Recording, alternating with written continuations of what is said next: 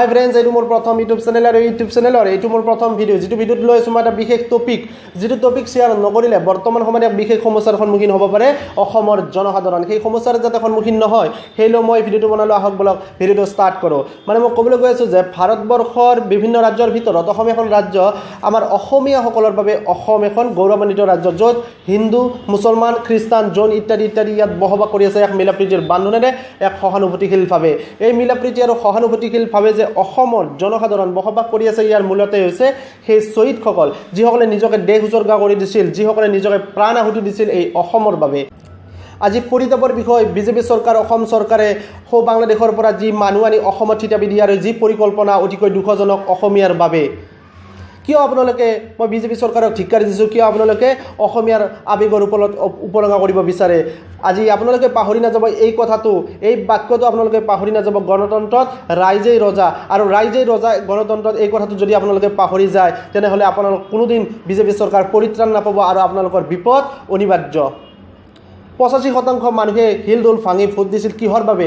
অসমীয়া খিলঞ্জীয়া মানুহৰ স্বাৰ্থ ৰক্ষাৰ কাৰণে। আৰু এই অসমীয়া খিলঞ্জীয়া মানুহৰ স্বাৰ্থ ৰক্ষা কৰিম বুলি আপোনালোকে প্ৰতিশ্ৰুতি দি আজি চৰকাৰ গঠন কৰিছিল। আজি চৰকাৰ গঠন কৰি আপোনালোকৰ হাতত আজি ক্ষমতা, সেই ক্ষমতা থাকিল বুলি আপোনালোকে যিকোনো কাম, যিকোনো ক্ষমতা, আপোনালোকে যিকোনো সিদ্ধান্ত অসমীয়াৰ ওপৰত জাপি দিব। এই কথাটো অসমীয়া কোনোদিন সহ্য নকৰে আৰু নকৰিব। মই অসমবাসী ৰাইজক অনুৰোধ জনাইছোঁ, এই বিলখন যে নাগৰিকত্ব সংশোধনী বিধেয়ক 2016, এই বিলখন আপোনালোকে ভালকৈ বুজি পাইছেনে? এই বিলখনত কি কোৱা হৈছে আপোনালোকে জানেনে?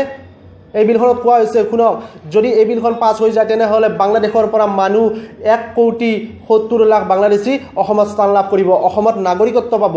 আমাৰ ইতিমধ্যে 1971 চনৰ পৰা 2014 চনলৈকে 20 লাখ বাংলাদেশী আছে। টোটেল কিমান হ'ব? 1,90,00,000। 1,90,00,000 অসমত স্থান লাভ কৰিব, নাগৰিকত্ব পাব। আৰু অসমত মানুহ আছে কিমান? প্ৰায় 3,12,00,000। 3,12,00,000 অসমত প্ৰায় মানুহ আছে, আৰু বাংলাদেশী হ'ব কিমান? 1,90,00,000। 1,90,00,000 যদি বাংলাদেশী মানে অসমত নাগৰিকত্ব পায় তেনেহ'লে কি হ'ব? সম্পূৰ্ণ অসমখন বাংলাদেশীৰে ভৰি পৰিব। আৰু এই বাংলাদেশীসমূহক কি কৰিব? মানুহক প্ৰতিটো সমষ্টিত 1.5 লাখকৈ মানুহ পৰিব, আৰু এই 1.5 লাখকৈ এটা সমষ্টিত যদি মানুহ পৰে তেতিয়াহ'লে অসমীয়াই কোনোদিন MLA জিকাব নোৱাৰিব, আৰু এইটো 100% গেৰাণ্টি। আৰু কি হ'ব? সম্পূৰ্ণ ৰাজনৈতিক অধিকাৰ, অসমীয়া খিলঞ্জীয়াৰ ৰাজনৈতিক অধিকাৰ কি হ'ব?